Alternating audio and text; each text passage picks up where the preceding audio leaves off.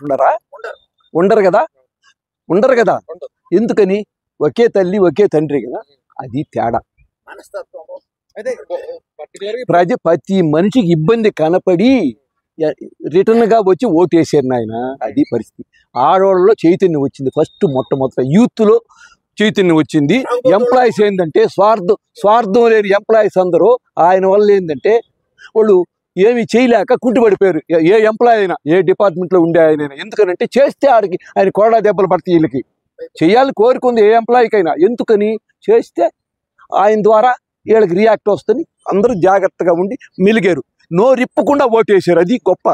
బయటపడితే నాలుగు కోస్తారని. మీ ఇంట్లో మంచి జరిగితేనే ఓటేయండి అన్నాడు. అసలు మంచి జరగలేదంటారా ఆ పరంగా? ఏం మంచి ఫలాన్ని మంచి అని చెప్పండి. నేను ఒక దారి వేసా 10 మంది పోయేదానికి.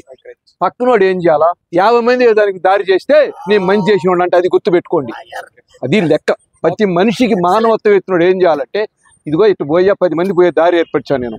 నా వెనక వచ్చేవాడు ఏంటంటే 100 మంది దానికి దారి ఏర్పరిస్తే నేను వెనక్కి వస్తే ఆయన ముందుకు పోతాడు.